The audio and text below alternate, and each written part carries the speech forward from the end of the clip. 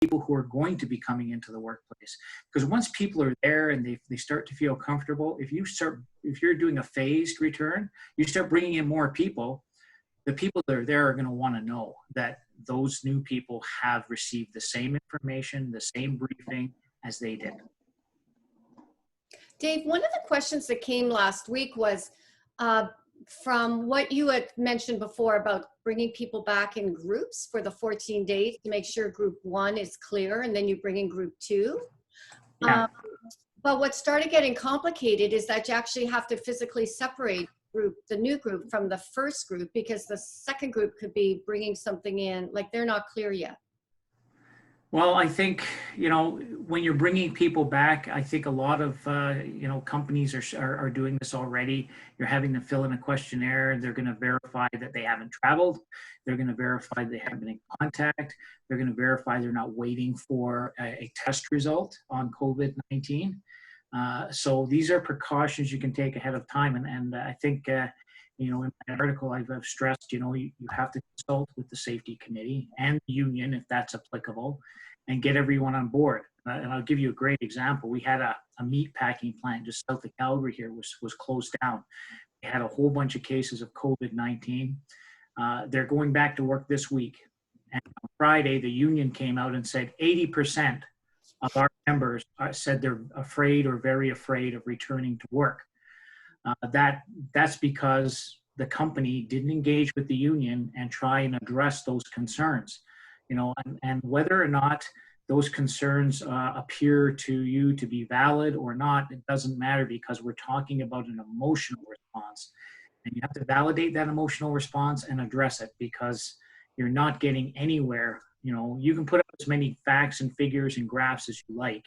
If someone has an emotional response to a risk like this, where it's something that's invisible, you can't see it, you can't touch it, you can't taste it, but it could kill you. It's invisible. So that's frightening. So you have to recognize that people have a very emotional response to this risk.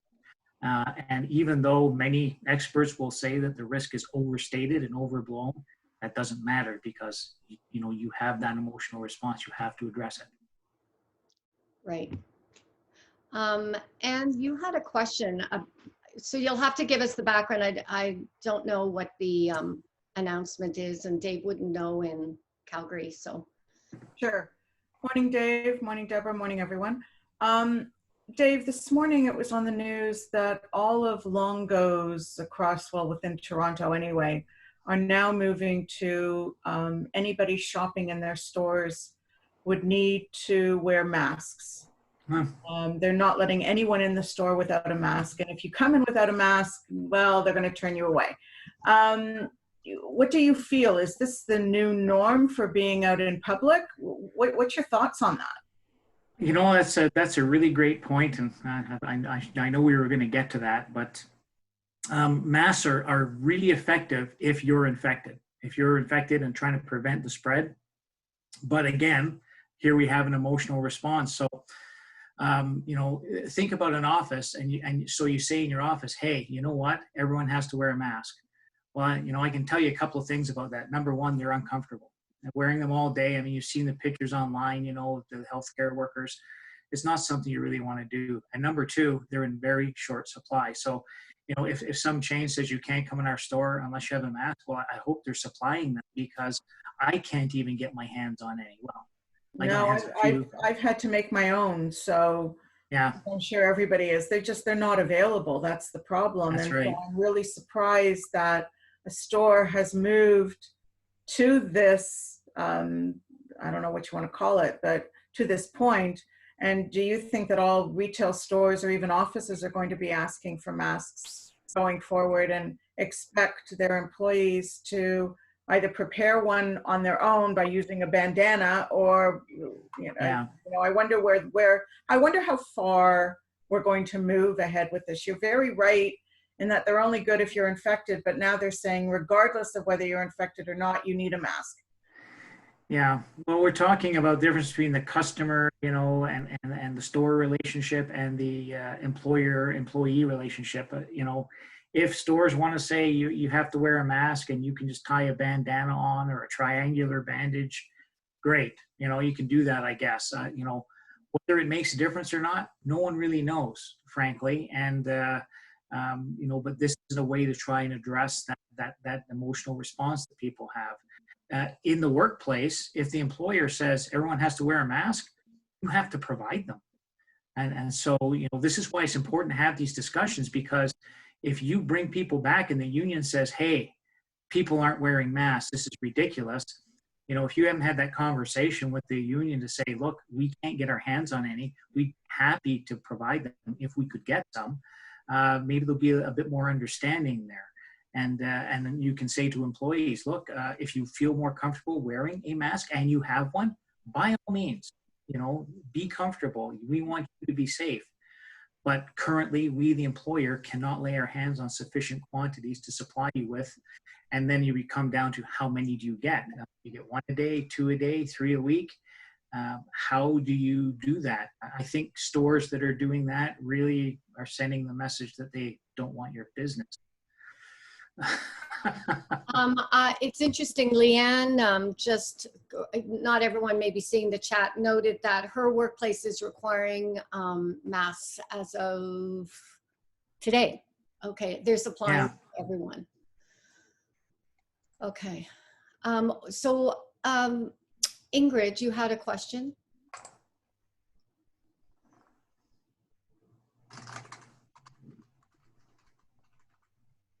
Yeah, I just started to post it in. So Dave, the question here is, over the last week, building and property owners have been releasing very detailed return to work recommendations. It's more than recommendations. It's laying out their expectations for what's going to happen in the next 8 months to a year in the facility. And then what's going to happen future forward after that. So they're specifying that their tenants should be working with them in regards to this. But yes, he's laughing. You know where I'm going. So what leverage does the tenant really have when the property management and building owners are getting out and saying this is what they're seeing, that this is what they would like to see? Well, I'll give you the example of the toilet paper. Everyone was buying toilet paper, and it was, kind of silly, but it's a way to exert control, and managers love to exert control. And so, they'll put out these rules and these processes. I'm of the mind you should never make a rule you can't enforce. And so, if you're a tenant in a building and the property owner comes out with a requirement, often the first question is, this looks like it'll cost money. Who's going to pay for this? How are we meant to enforce this? And of course, then you have that conversation where they say, well, we're not paying for it. And then, you say, well, then I guess it's optional, because, if it's not reasonable and it's not, easy to comply with, and you're not going to pay for it, well, it becomes optional. And the terms of your lease often spell that out. Most property owners are, they're putting out some guidelines, and they are framing it in that way, guidelines. Just like when you go to the grocery store and there's arrows on the floor, and some people think they're to indicate the direction the wind is blowing. They're guidelines that you voluntarily follow. And, same with social distancing. I mean, it's a guideline. I mean, the police aren't out arresting people who get too close together. I think we need to be reasonable and have a reasonable approach. And often, and I call it making the invisible visible. When you go back to the landlord and say, look, I understand what you're trying to do here. I totally support, trying to build a safe workplace, but this really is not going to be workable unless it is optional. They'll often pull back a bit and say, okay, yeah, we understand. But sometimes they won't, and you do your best, but you can't comply with edicts that are unreasonable. Now let's remember that the Occupational Health and Safety Act, it says take every precaution reasonable. Employers are not required to provide a virus-free workplace, because you can't do that. You can't eliminate risk. So every precaution reasonable, and these times, reasonable is a sliding scale. Thank you. Julie, you had a question? Julie?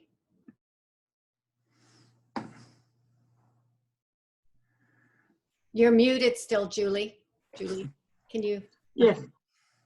So, hi everyone. I heard that wearing a mask more than 2 hours, it becomes then contaminated and is no longer healthy. Can you confirm that? You know, I need to explain a bit first, I guess. So we have these things called respirators, and they have what we call an assigned protection factor, right? So, you know, at one end of the scale, you have positive pressure, supplied air, breathing apparatus, like the firefighters wear. This has an assigned protection factor of 10,000 because it will reduce the contaminants in the air by a factor of 10,000 because there's air flowing around the mask, and even out the seal, and so it's very, very safe. Now, at the bottom end of that, we have the half mask cartridge respirator, and these often use cartridges that are N95, you know, or P99, and this, you know, really refers to, you know, their ability to screen out contaminants, and these have an assigned protection factor of, let's say, you know, 50. And the assigned protection factor is usually a function of how good of a fit you get. Then you have what everyone's calling the N95 is a dust mask. It is meant to control dust.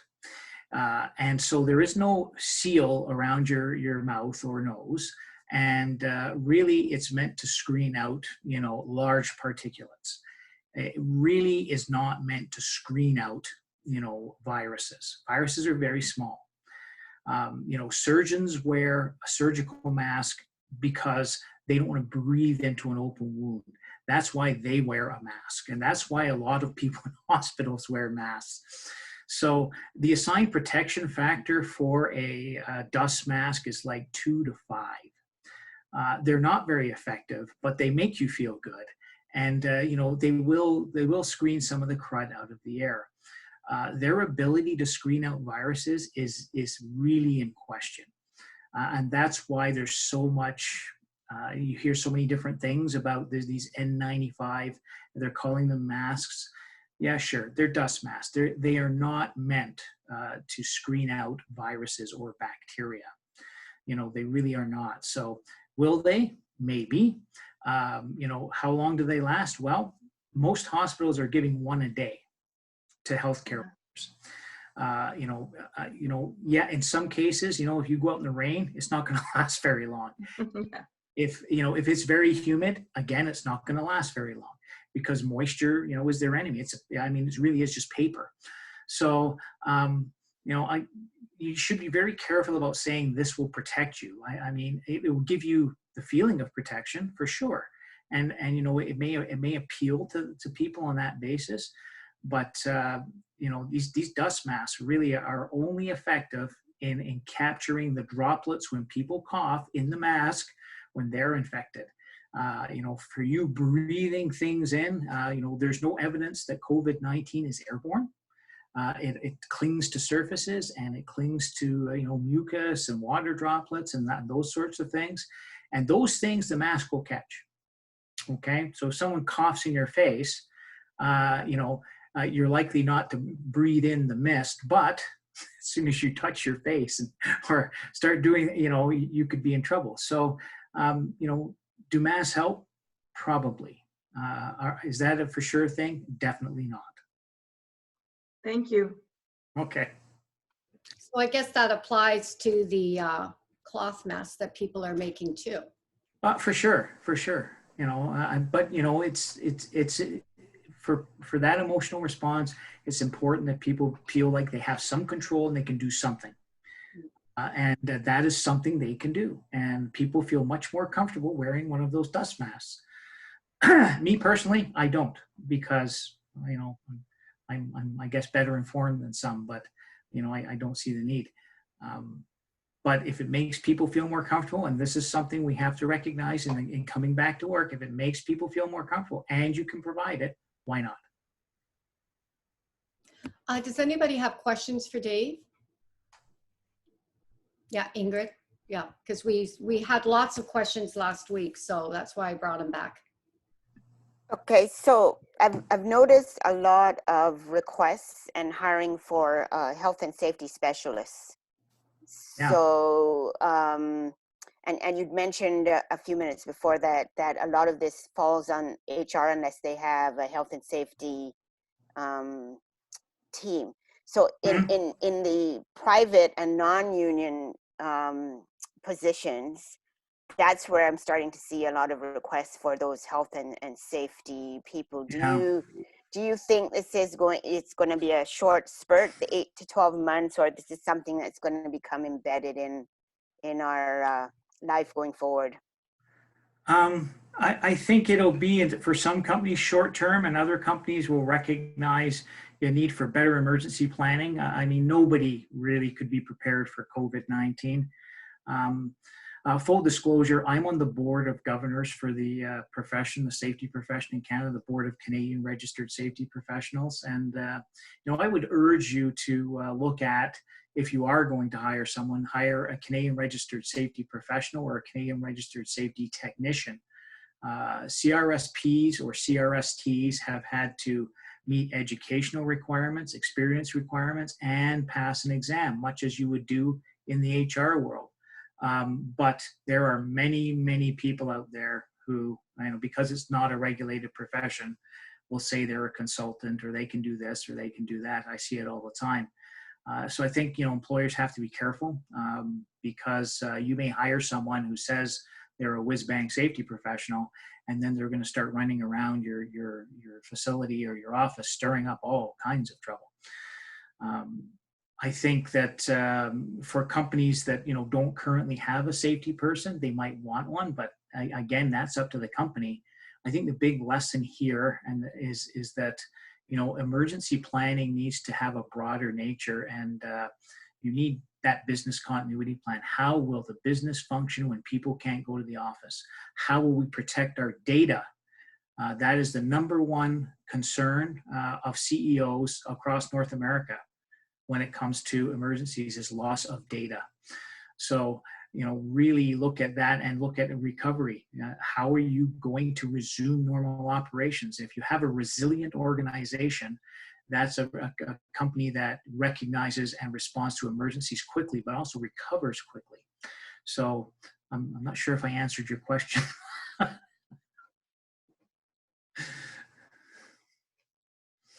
Dave, we were talking about what you had discussed around the kitchen. Can you go over that? Yeah, that's going to be kitchens and things like that. That's going to be an extremely sticky point coming back into the office. We all have lunchrooms and kitchens, and these are common areas and what we call high touch surfaces. You really have to evaluate that, because that you can't control what people are going to touch and and they're going to be in there in close proximity. So really need to consider getting rid of the fridge for lunches, because you don't want 50 people putting their hands on the fridge door and it doesn't get cleaned in between. And you want to think about how are people going to get tea or coffee. If you can go in and just push a button on the machine and it gives you a coffee, great, you're golden. But if you have to, lift a carafe or anything like that, again, this is a high touch surface and it's something you need to think about avoiding. How will we identify, and this is all about doing a risk assessment before people come back to work, identifying those situations where you're going to have multiple people touching the same thing.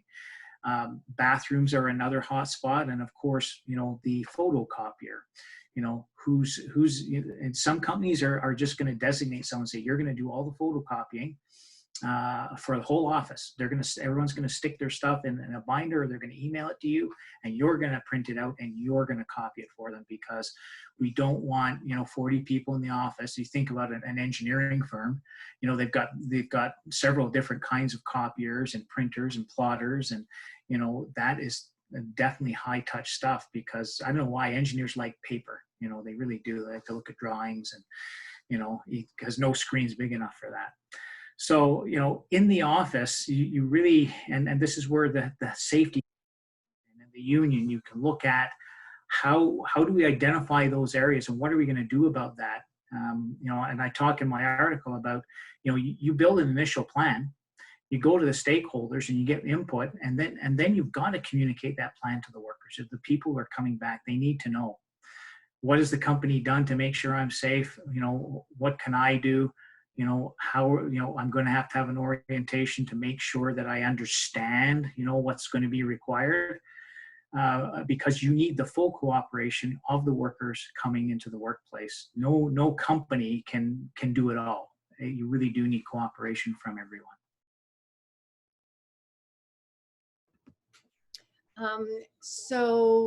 Are you, but even with the machine, you're still touching it with your finger, and then there's That's what stir sticks are for, though. But you have that machine that you have to push that button each time, right?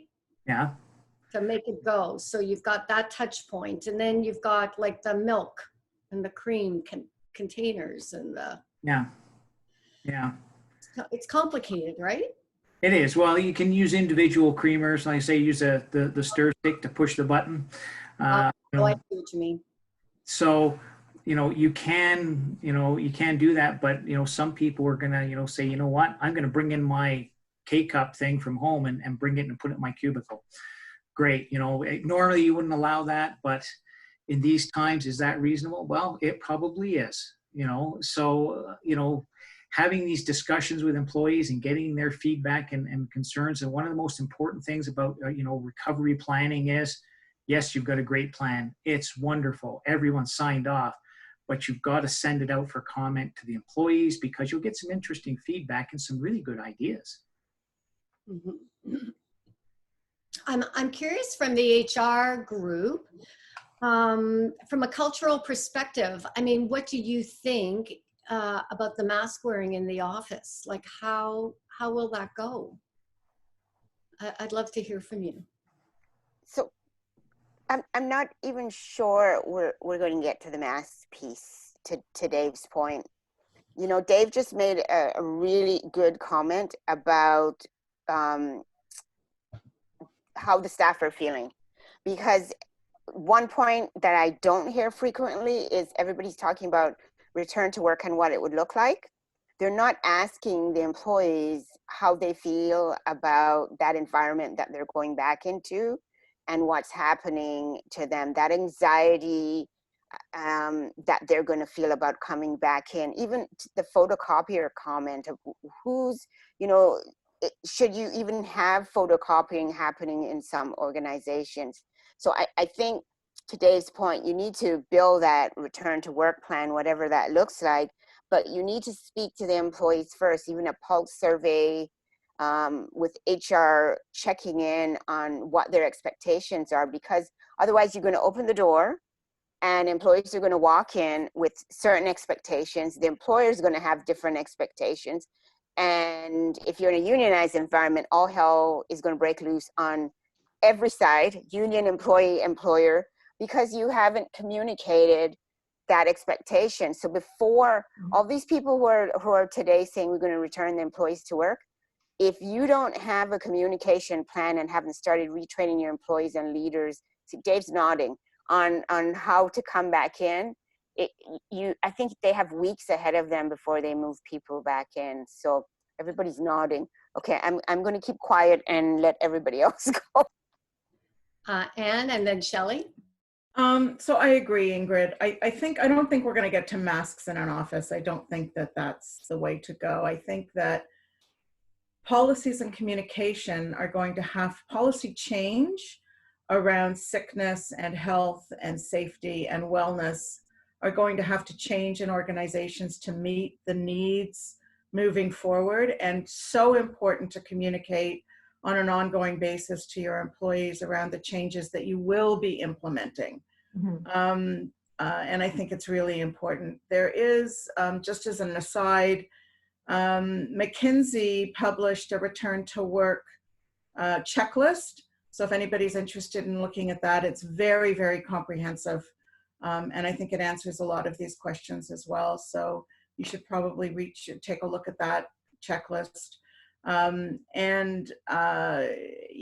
I don't think we're going to head to masks. I think that we're going to find employers are going to be a little bit more cautious about cleaning the common areas and making sure that they're clean. And I see Dave nodding at that as well. But I don't think we're going to do very much else unless employees really request it. And I do agree with doing pulse surveys and getting out to your employees as quickly as possible. Shelley and then Vita. Okay, I also agree about the masks. I think that the mask should be optional for employees, and they should be, if they want one, they could bring it in. I don't, as you said, Dave, it doesn't always work. It's not, people think that it's more of a protection than it actually is. And I agree with you. And it is very uncomfortable to wear it all day. I could never see wearing my mask all day. I would put it on to go in the store and I take it off. So I agree with you. I think there is a problem around assigning someone for a photocopier because there's confidential stuff that they may not want that person to be handling. So I think there's an issue around that. They may have to ensure that certain people have their own machines to copy, just like they have their own machines to print and that as well. I know we talked in other meetings that some of the big banks are closing the kitchen completely. And I think that for now, that's probably a good solution to that situation. However, I think that these are not permanent things. I think once the vaccine's out and things are more, people are more comfortable and it will come back slowly. I can't see that this stuff is going to be permanently taken away. But we'll see. I mean, I think the idea is to get people back, and communication is totally key. Because if you don't have communication, you'll have a big failure on your hands.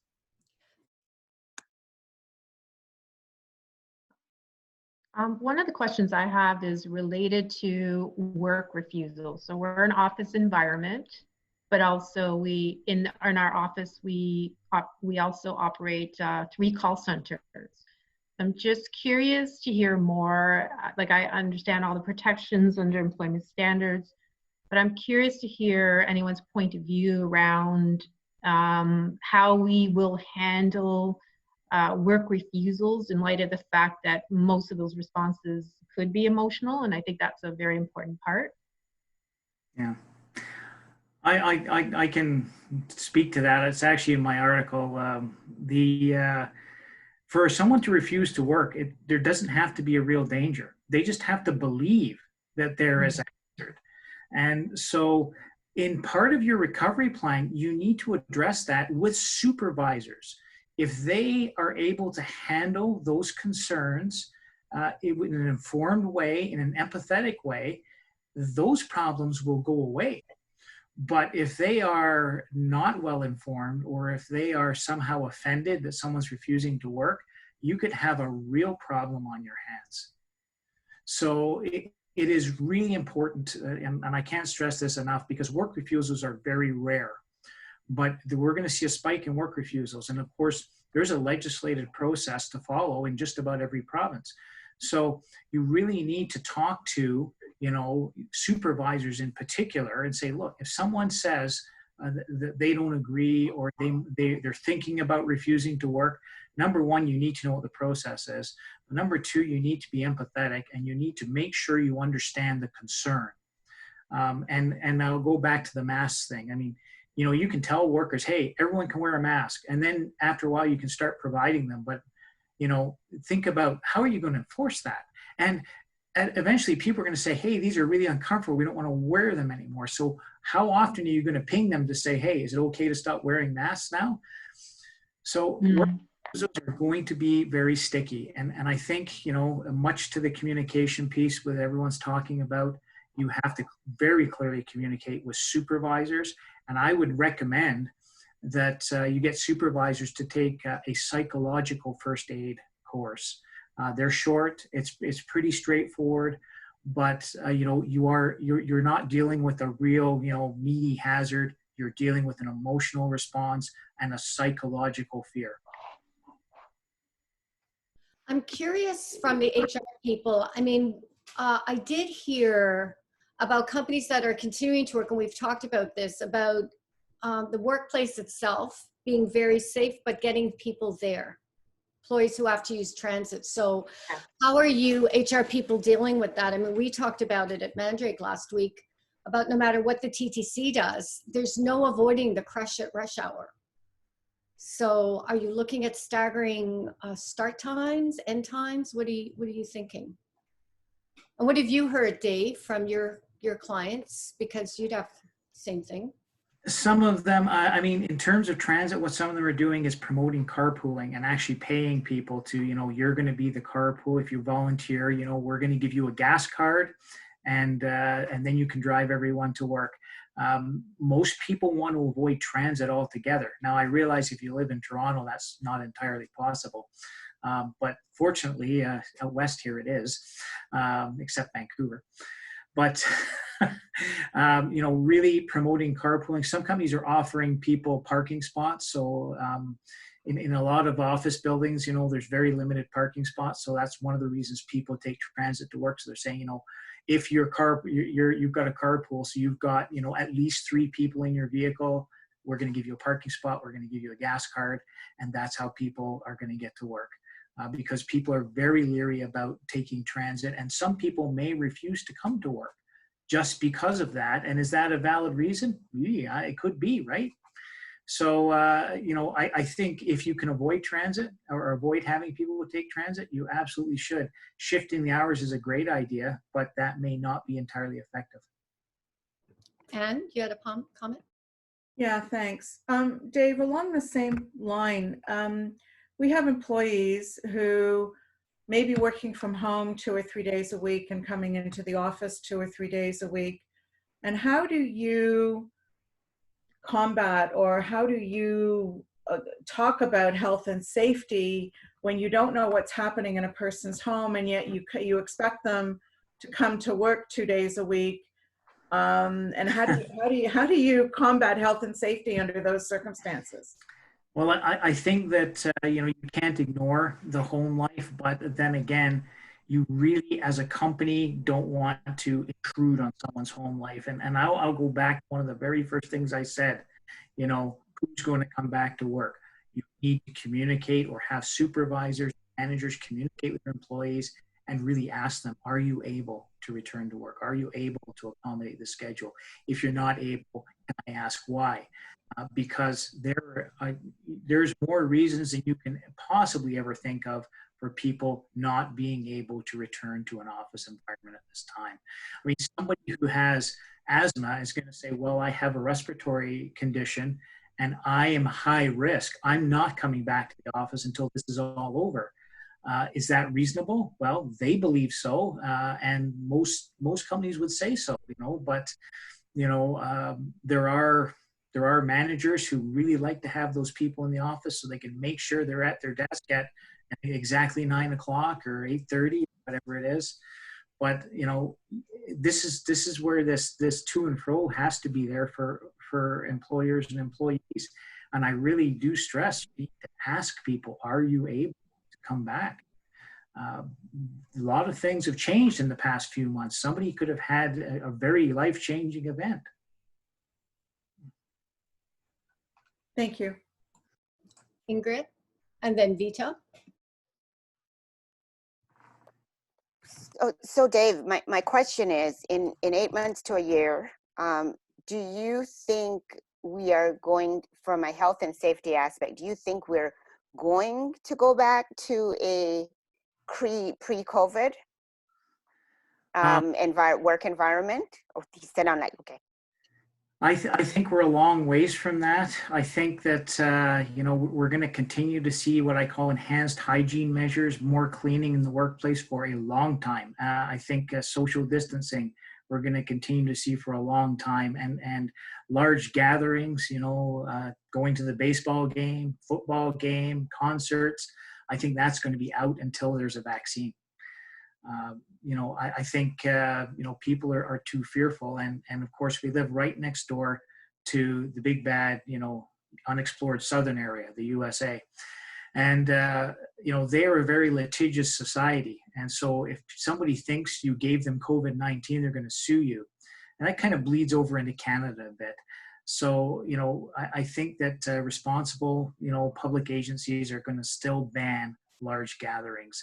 And we're going to be dealing with that until there is a vaccine. And then we're going to have the whole argument about whether the vaccine's mandatory or optional. Yeah. So this weekend we noticed a spike in situations outside. So a lot of running races got canceled, but Yeah. they flipped to virtual races. Yeah. So on the weekend, there were so many runners out trying to run these races, and people were yelling on the streets, "You're too close." Somebody said, "Is it a racial thing?" No, you guys are taking Yeah. over the sidewalks where the walkers are. So it was too soon for the virtual races. They should have waited. So. Yeah, well, people are getting a little stir crazy, and I've said for quite a while now. At some point, people are just going to say, "I've had it with all this isolation. I need to get out." And I think the government recognize that, and that's why they're starting to open things up. It is about risk management. It's not about zero virus transmission, because that's impossible. So I think COVID-19 and its after effects will be with us for years. I don't think, even when there's a vaccine, I still think people will avoid going to large gatherings. There will be a certain subset in the population, a large one, that will avoid that sort of thing. And we'll still hear about it in the workplace. And you can expect that people will be much more tuned in on biological hazards, and even in the office, they'll be asking what kind of cleaners are they using on the floor? They're cleaning the carpet. What's in that stuff? You can expect those sorts of questions. People will be much more concerned about the biological aspect of health and safety, because for many years it's been health and safety, but it's a capital S safety and a small H health. But this is a major, health emergency, and people are afraid. Vita? So we opened up a small group in our BC office, like literally 3 people, and we established a whole bunch of protocols, including social distancing, ensuring common areas are cleaned. That's my question, going back to the areas around high touch surfaces. What's everyone's thoughts, or Dave as well, around getting employees also involved in cleaning their area? So after they finish using, say, the coffee machine, supplying Lysol wipes to be able to clean those areas, cleaning their desks, and getting everyone involved? Yeah, I think that is the key.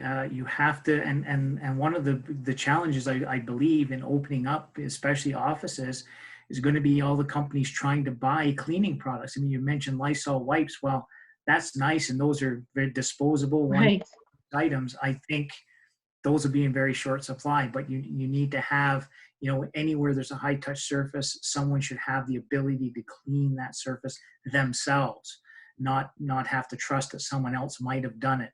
And so, one of the questions in the recovery plan is, are we able to provide that level of service, or that level of cleaning products, much like the dust masks? This stuff is in short supply. And I think there's going to be a real run on cleaning products once we start to open things up. So this could be in very short supply. And if you can't do that in your office, if you can't provide employees with a way to clean their workspace and position things at high touch surfaces, then you should think about not opening the office. Sorry, I have one other follow-up question. What about a common area like an elevator? So in office buildings, you have to get up to your floor. Just curious about those types of areas, and tips for us around how do you manage that floor? What guidance we can give employees on that, in that regard? I think employees are trained enough now. I mean, I'm living in a condo these days, and when I go in the elevator, I wear gloves and I touch the button, or I use my sleeve gloves to use the button to make sure that I'm not actually pushing these buttons, because those are high touch surfaces. And once I get into my place, I wash my hands every time I go out. And I think you should encourage your employees, once they arrive in the office, they should wash their hands or use hand sanitizer. Just get in the habit of doing that, because every time they leave the office, they are going to go through a common area of some kind, and those are high touch surfaces. I have a text from someone who I think is on the phone. So in Quebec, they've high schools are closed. Elementary schools are voluntary. And the comment is that there is going to be increased resistance to going back, no matter what the government says, and fear. So your comments on that, Dave?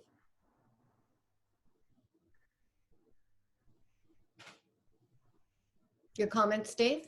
Can you hear me? Sorry. Yeah, I was wondering trying what to give somebody else a chance here. As a parent, I can tell you that, if I had young children, I would not be sending them to school. And anyone who has young children knows this. I mean, they come home with all kinds of wonderful things that they pick up at school, including viruses. The schools are voluntary for several reasons. And I know in the United Kingdom, for example, there's a huge lockdown. And one of my cousins is a headmaster at a school, and they have their school open for the children of people who work for the health service and people who work in emergency service or police officers. But they take all the right precautions, and I can understand why parents wouldn't want to send their children to school. And frankly, if my kids were in school still and they said we're opening up the school, I would go to the school and have a look around and see what it is they're doing, see if I was satisfied that it was safe. And if I wasn't, I wouldn't send them. I think everybody needs to satisfy themselves, just like the workplace. Is it safe for me, or is it safe for my children? I have to make those decisions myself, and I have to have control of that. And this is the control aspect is very important. People like to have control of their environments.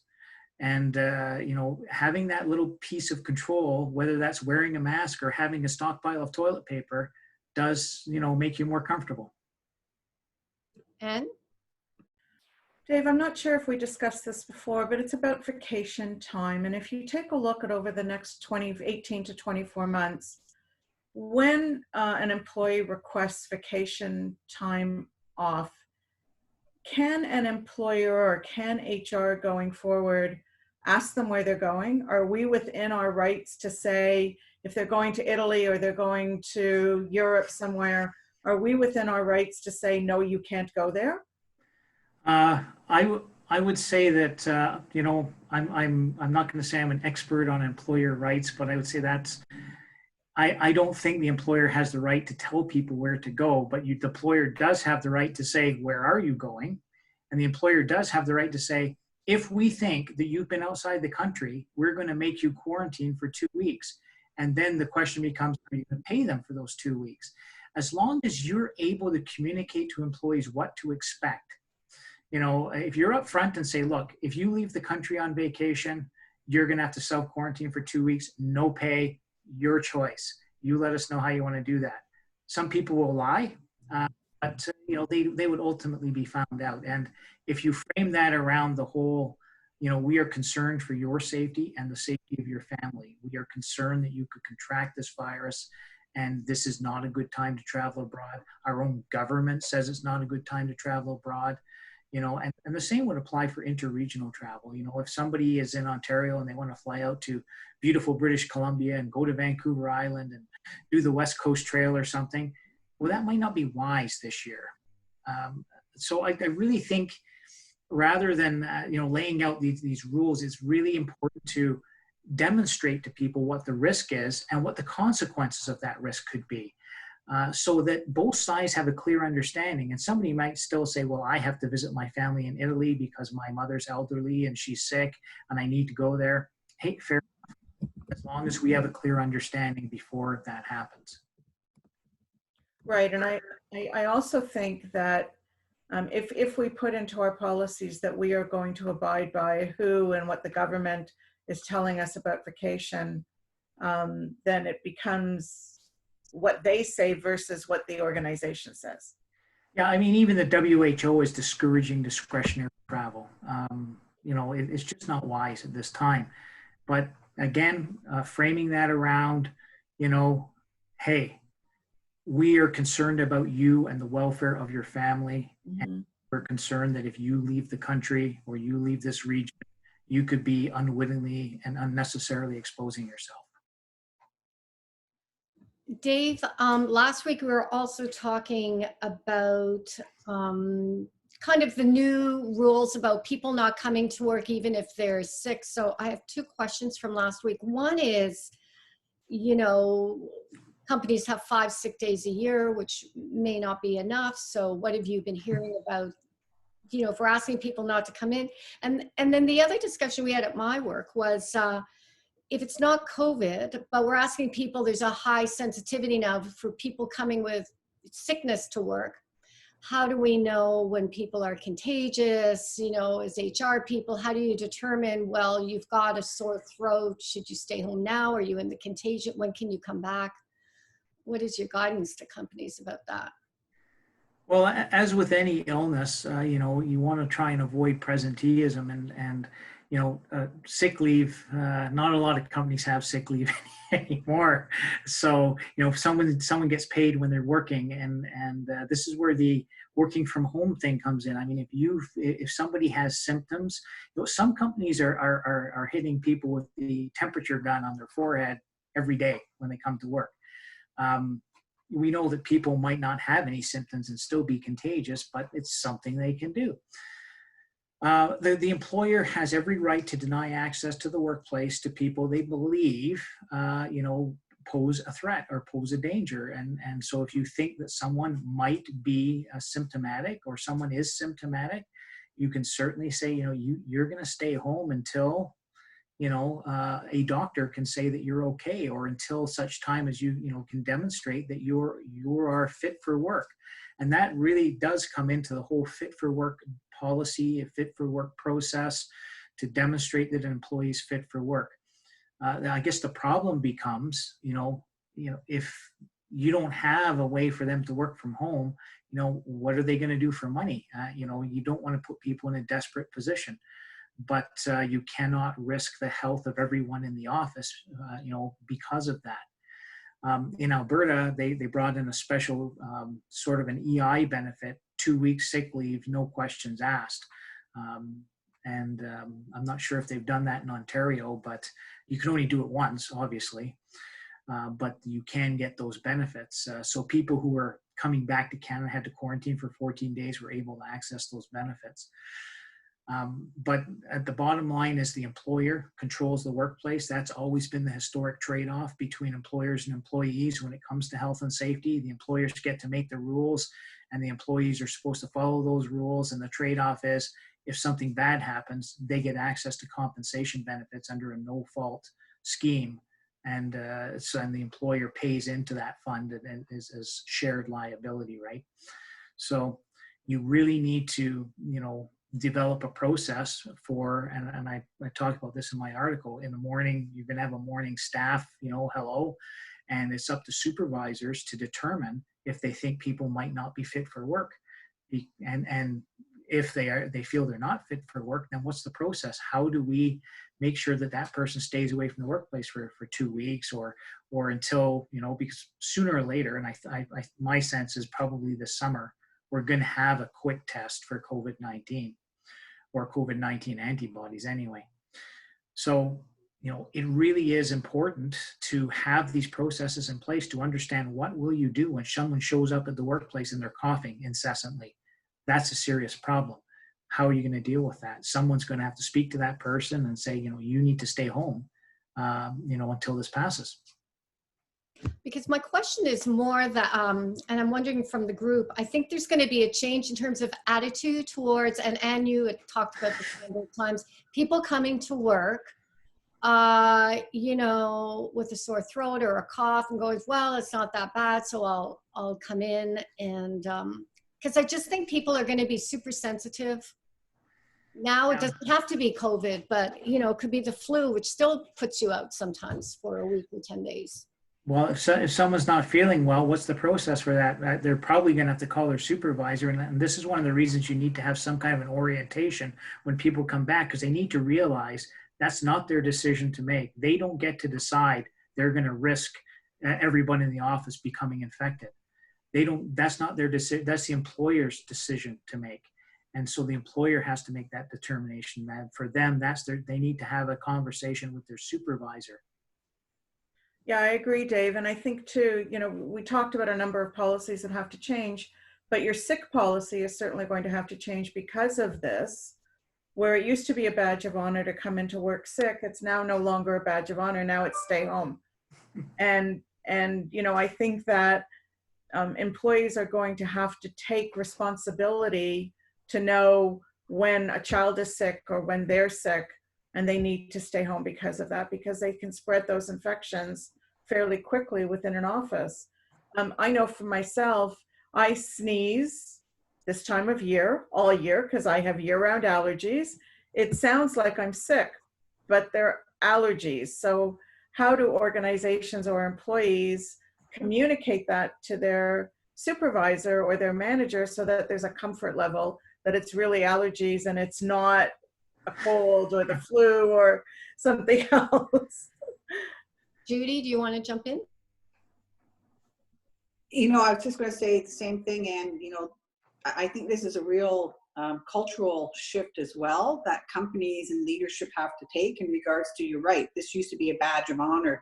People would drag themselves in and they were sick and look at me. And so this is a real cultural mind shift as well amongst not just HR, but I think leadership really has to think about this as well and show permission. This is it's okay to be doing this, right? So I had a quick point, and I'm going to apologize for being direct. I'm not really sure what changed with COVID, but my philosophy and anybody that works for me is that we are responsible for the safety of our employees. We always send people home. That is, if I get a leader telling me that there's somebody who is extremely sick, hacking and coughing, or we had a policy that if employees kept coming for meds, or we had a sign up policy so we could track what meds they were asking for, etc. We would tell them, you need to go home. You cannot work here and possibly infect others. This has been going on from SARS, etc. And when we had international people going back and forth between companies, we have to work with our leaders to make them understand that people cannot come in to the office sick. So the leaders need to understand that policy first. And this is no different than whether it was COVID or not. It's just that there's more responsibility to do so, right? And communicating to the employees that we're protecting them just as much as everybody else who's not sick. So I don't think we should question whether we should be doing this or not. We have the right to do so. So. Well, Dave, everybody should read your micromanager LinkedIn article. I really recommend it. It's fantastic because this will be a challenge for them, right? Oh, those poor micromanagers. Yeah, well, they need something to control. They need something to do. Can you imagine as a micromanager, trying to manage all these employees who now realize they don't need you?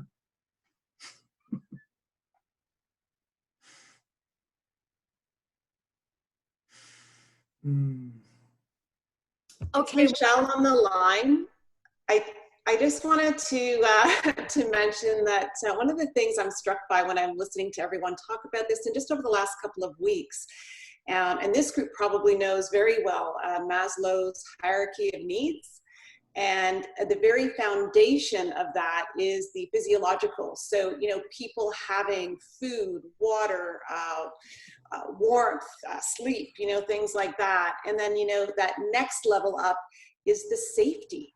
And so security and safety. And it seems as though this is where, for the most part, this is taking precedence for us here during COVID-19. And, companies used to pride themselves on being closer to the top of that pyramid, talking about like the psychological, you know, being, you know, having friends at work, etc., belonging, you know, again, that feeling of accomplishment, being that next level up, so that esteem level.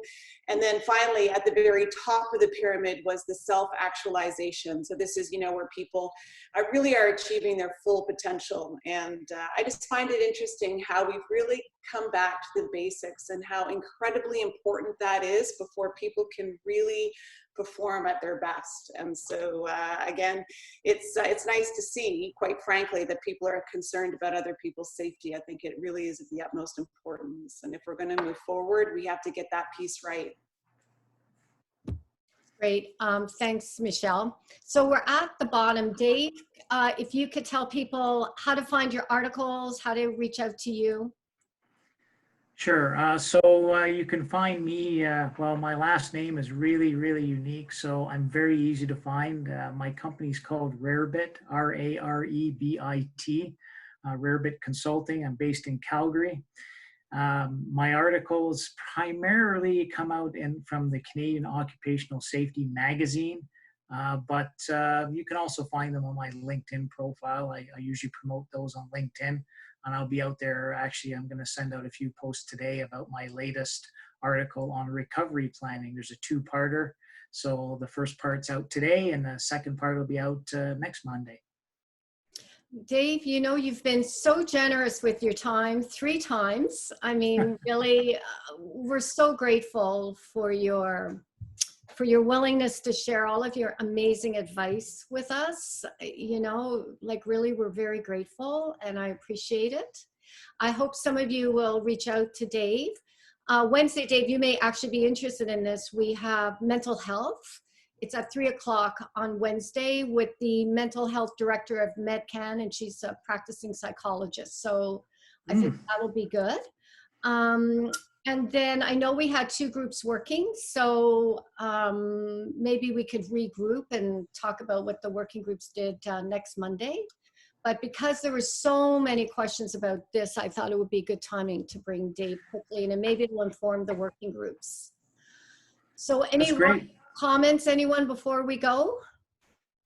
Other than thanking Dave from the bottom of our hearts, as always. As I said to you, we always want you here, Dave. I get a lot out of these too. It was participating in this group that led me to write the recovery article. So, you know, I do get quite a bit out of it and some great questions and great viewpoints as well. Thanks for having me. Yes, well, we'll have you back as things progress probably. Thanks so much. I hope I'll see lots of you on Wednesday. And Dave, let me know if you want to come. I'll send you the link. I appreciate that. Thank you. Yeah. Okay. Bye, everyone. Thanks. Thank you. Have a good one. Great day.